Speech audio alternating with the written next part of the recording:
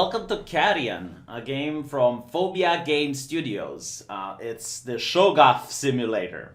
H.P. Lovecraft would be proud. It's a very interesting take of reverse horror, where you get to play as the monster, and I can't remember many games that allow you to do that. I think the one that comes into memory might be Alien versus Predator, where you can play in a campaign as the alien, and that was really cool. And here you have the opportunity to do exactly the same. Now, this is an indie game which costs, I believe, 19 euros, and it's pretty fun to play. The controls are spot on. You move the monster with the left click, and you interact with the environment with the right. The purpose of the game is to escape the facility that you've been trapped under, and you do so by consuming all of the humans you encounter. As you eat humans, you start growing larger and larger, and eventually you can also acquire some DNA from other vats that the humans have in the laboratory, which unlocks new abilities for you. The interesting aspect is that every time you meet a new enemy, you're going to face challenges defeating them. So the first enemy is a guy with a pistol. And if he manages to get a couple of lucky shots, it's game over. But as you progress, you get the new ability which gives you armor. So the guy with the pistol is no longer a threat. However, they are going to face against guys with machine guns. And then you get an upgrade that it makes it so that they're not that big of a threat. And so on and so forth.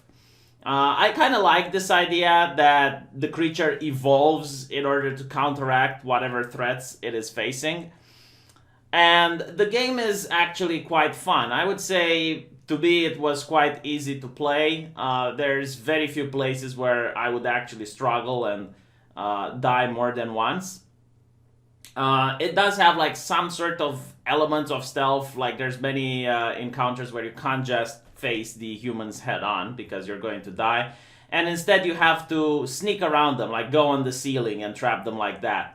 Eventually you even get other abilities such as a flesh net, which you can use in order to incapacitate a human. So if you're fighting two people at once, you incapacitate one and deal with the second.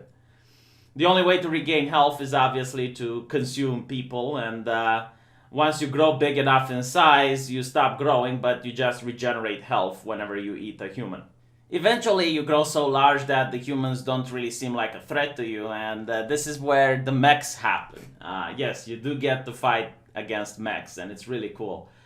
And you get really interesting abilities such as mind control, where you can just take control of a human enemy and unleash chaos, or even hide a part of your body in a human enemy and then eat them from inside as you go out splashing with gore everywhere. Kind of makes you feel bad though for the humans, honestly. It's interesting to see how they run around scared and terrified as they know that a creature is lurking somewhere but they just can't see it.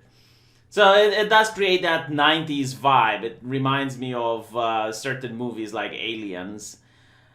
And yeah, I mean, that's what I can say that's cool about this. So the controls are spot on. The difficulty, if you're the type of person who doesn't enjoy a huge challenge, is something that you're going to like here.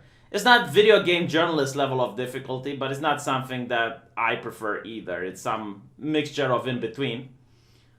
And the only bad thing that I can say, the thing that really disappointed me, is that the game is too short. And because the game is really cool and it's addictive, you can probably finish it in one day, like one playthrough, just a couple of hours if you stick to it.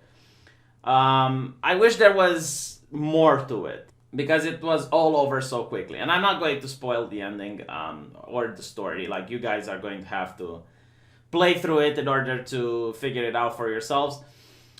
But yeah, all in all, maybe you consider it worth it, because the game is just 19 euros. Like, it's not the price of a AAA game or anything like that. And, you know, this is an indie game studio. I have no idea how many people actually worked on this project.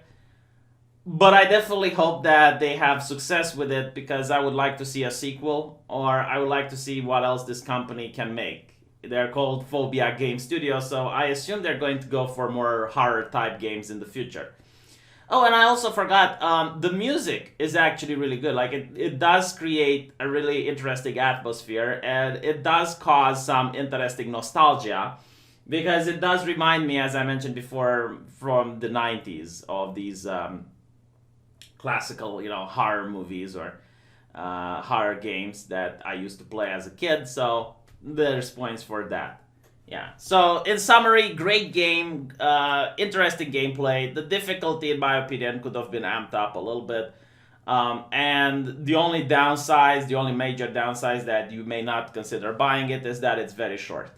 So would I recommend this? I mean, it depends. If you're looking for a game that's mind-blowing and it's an excellent 10 out of 10 game, well, this clearly isn't it. But it's not a bad game either. It's just, I'm not even going to say mediocre. It's like the type of game that when you got nothing to do and you want to speed up time, yeah, you should definitely play this. And it also comes on Nintendo Switch.